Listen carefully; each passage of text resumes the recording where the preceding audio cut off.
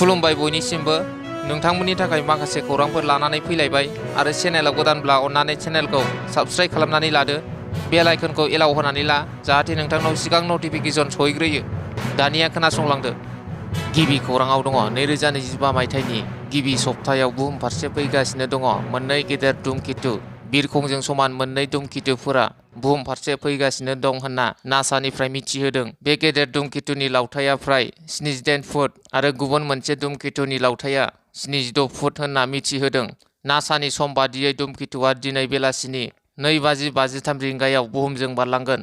मिथिनो मोननाय बादिब्ला धुमकेतुआ घन्टासेयाव 30,367 माइल गोख्रैथिजों फैगोन आरो गुबुन मोनसेया 46,338 माइल गोख्रैथिजों बारलांगोन। बबेखानि नासानि बादिब्ला बे धुमकेतुजों बुहुमाव जेबो हेंथा जानाय नङा। नैथि खौराङाव दङ उदालगुरि जिल्लानि सिङाव थानाय आम्बागाव रेल लामायाव 3 सुबुंनि गोथै देहा आरो लोगोसे दाउ हांसोनि गोथैबो मोननाय जादों। जाथाया मानि थाखाय जादों दासिम जेबो गुमुर मोननाय जायाखै। थामथि खौराङाव दङ बारलाम्फा नार्जारिनि दैदेननायाव सा 50 बर' हिन्जावसाफोरनि मोनसे हानजाया फैगौ 26 जानुवारियाव बर' दोरोङारि मोसानो गोदान दिल्ली फारसे रावना होदों।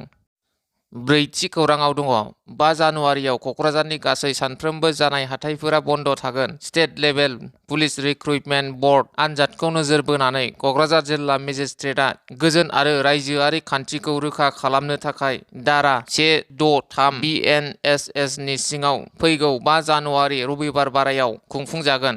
बेनिखायनो क'क्राझाराव सानफ्रोमबोनि जानाय गासै हाथाइफोरखौ बन्द खालामनो बिथोन होदों। बाथि खौराङाव दङ धेकियाजुलिनि बटपारायाव गंसे साखा खबब्रै एल्ट' गारिया अर खामो। साखा खबब्रै गारिनि सालायगिरिया गारिनि सिङावनो खामथाब जानानै जिउ गोमायो। गारि सिङाव गोथाङैनो खामनाय सेंग्रानि मुङा धेकियाजुलिनि बालिजाननि चन्दन छेत्री होनना मिथिनो मोन्दों। अर खामनाय गारिनि नाम्बारा AS12 AE 1868।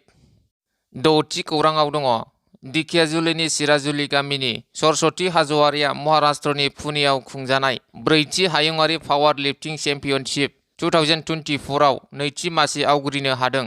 धेकियाजुलिनि सुबुंफोरा बिफा बिरेन हाज'वारि आरो बिमा अमिला हाज'वारिनि दुइसिन फिसाजो सरस्वती हाज'वारिनि जाफुंसारनायाव गोजोननाय फोरमायदों।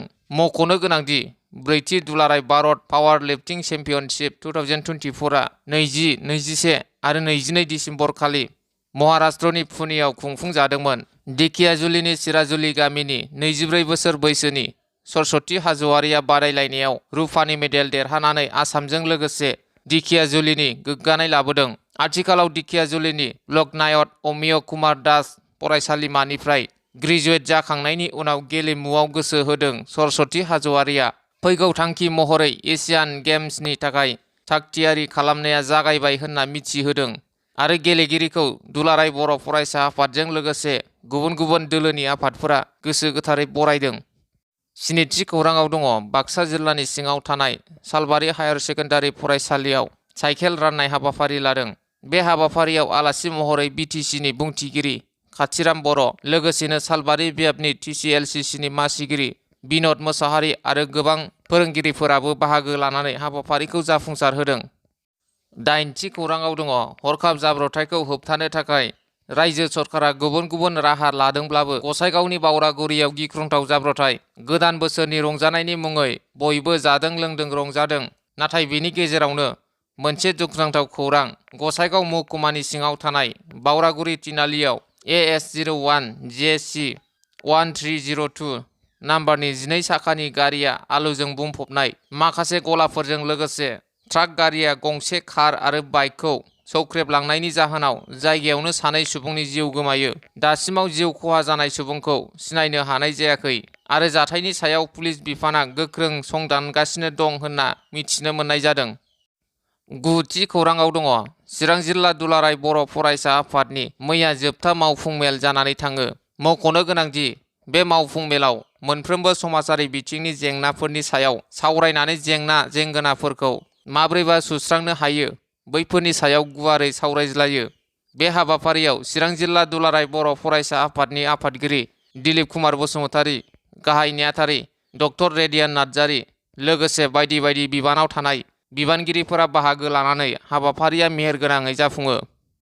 10थि खौराङाव दङ दुलाराय ब्रह्म धोरोम आफादनि सनाथि मायथाइ फोरबो फालिथायजों लोगोसे गुबुन गुबुन आफादनि जथुम्माखौ खुंफुंनाय जागोन। बिश्वनाथ जिल्ला गहपुर हालामनि सिङाव थानाय जोहोलाव दैमालु गेलेग्रा फोथाराव फैगौ 20, 21, 22 आरो 23 जानुवारियाव सनाथि मायथाइ फोरबो फालिथायाव दुलाराय ब्रह्म धोरोम आफाद, दुलाराय ब्रह्म धोरोम फोसाव आफाद, लोगोसे रुफाथि मायथाइ फोरबो फालिथाय, दुलाराय ब्रह्म धोरोम लाइमोन आफाद आरो 23थि बोसोरारि जथुम्मा दुलाराय ब्रह्म धोरोम आइजो आफादखौ खुंफुंनो लाहार फाहार खालामगासिनो दं। बेखौनो मैया दुलाराय ब्रह्म धोरोम सिबियारि भक्त आइ बाबामोनहा आरो दुलाराय ब्रह्म धोरोम आफादनि आफादगिरि अश्विनी कुमार स्वर्गियारि आरो नेहाथारि जगदीश चन्द्र ब्रह्म लोगोसे मिरुनि बिबानगिरिफोरा हाबाफारि जागोन जायगाखौ नायदिंहैदों।